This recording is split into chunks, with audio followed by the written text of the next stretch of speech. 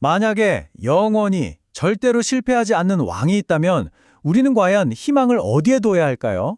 자, 오늘 우리가 함께 들여다볼 이야기는 바로 이 질문에서 시작합니다. 아주 오래된 노래, 시편 146편에 담긴 신뢰와 리더십에 관한 강력한 메시지를 한번 파헤쳐 볼 건데요. 특히 초기 기독교 사상가들은 이 시를 어떻게 봤는지 그들의 눈을 통해 함께 살펴보겠습니다. 네, 바로 이 시편 146편이 오늘 우리가 나눌 이야기의 중심입니다. 이 고대의 노래는 사실 우리 모두에게 아주 근본적인 질문을 던지고 있어요. 우리의 진짜 희망, 그 마지막 희망은 대체 어디에 있는가? 하고 말이죠. 시대를 관통하는 질문이죠. 자, 그럼 어떤 순서로 이 시편을 살펴볼지 한번 볼까요? 먼저 영혼을 향한 명령, 바로 하나님을 찬양하라 라는 선포에서 시작할 거예요. 그리고 나서는 왜 유한한 존재를 믿는 게 함정인지 그 위험성을 짚어볼 거고요. 그렇다면 진정으로 행복한 사람은 누구인지, 또 행동으로 자신을 증명하시는 하나님은 어떤 분인지, 그리고 마지막으로 이 모든 것을 아우르는 영원히 다스리시는 왕에 대한 이야기로 마무리하겠습니다.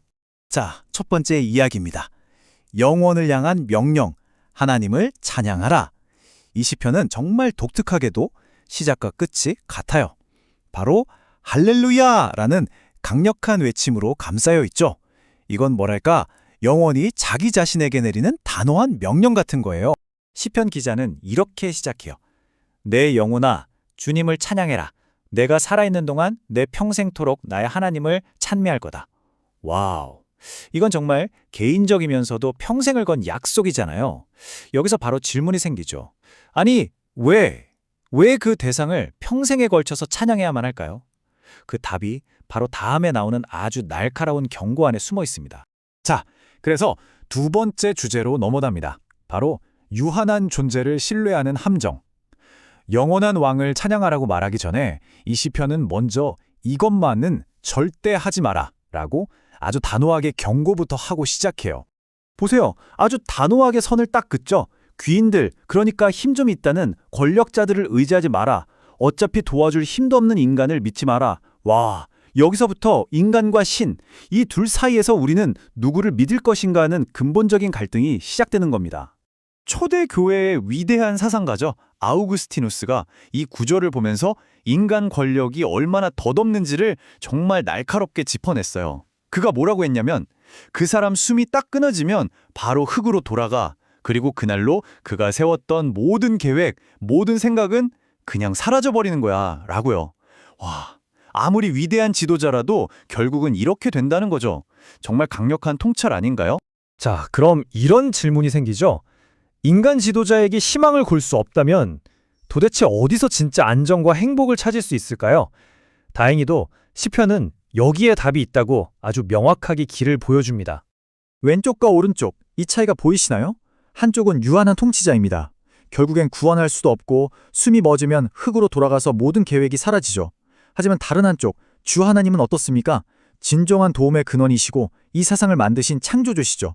그리고 가장 중요한 건 영원히 신실하시다는 거예요. 시편은 바로 이 선명한 대조를 우리 눈앞에 딱 펼쳐놓으면서 어디에 희망을 두어야 할지 스스로 답을 찾게 만들어요. 그래서 시편이 말하는 행복한 사람이란 누구일까요? 바로 야곱의 하나님을 자기 도움으로 삼고 주 하나님께 소망을 두는 사람입니다. 여기서 말하는 행복은 뭐랄까, 그냥 기분이 좋았다가 나빠졌다 하는 그런 감정이 아니에요. 이건 신에 대한 믿음과 희망에 깊이 뿌리내린 상태, 그러니까 어떤 상황에서도 흔들리지 않는 단단한 안정감을 말하는 거죠. 네 번째 이야기입니다. 행동하시는 하나님. 자, 그럼 왜 하나님을 믿어야 할까요? 시편은 여기서 하나님은 이런 분이다 라고 그냥 추상적으로 설명하고 끝나지 않아요. 아주 구체적인 행동들을 증거로 하나하나 나열합니다. 말하자면 이력서 같은 거죠. 그 행동 목록을 한번 보세요. 억눌린 사람들을 위해 정의로 심판하시고, 굶주린 사람들에게 먹을 걸 주시고, 갇힌 사람들을 풀어주십니다. 또 보지 못하는 사람들의 눈을 뜨게 하고 억압당하는 사람들을 일으켜 세우시죠. 그리고 나그네와 고아, 과부처럼 기댈 곳 없는 사람들을 지켜주세요. 여기서 정말 중요한 패턴이 보이지 않나요? 그분의 관심이 언제나 사회에 가장 약하고 소외된 사람들을 향해 있다는 것. 이것이 바로 시편이 말하는 하나님의 정의, 그 핵심입니다. 와, 그리고 이 해석은 정말 무릎을 탁 치게 만들어요.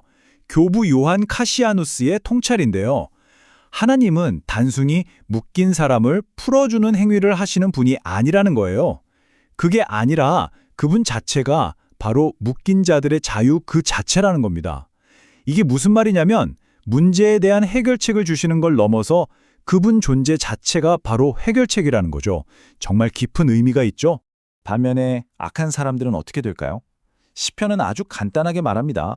그들의 길은 굽게 하신다. 약한 사람들은 일으켜 세우고 악한 사람들의 계획은 좌절시키는 것. 이 빛과 어둠처럼 선명한 대조를 통해서 하나님의 정의가 어떤 것인지 아주 분명하게 보여주는 거죠. 자, 그럼 다시 한번 생각해 볼까요? 유한한 권력자와 영원한 왕.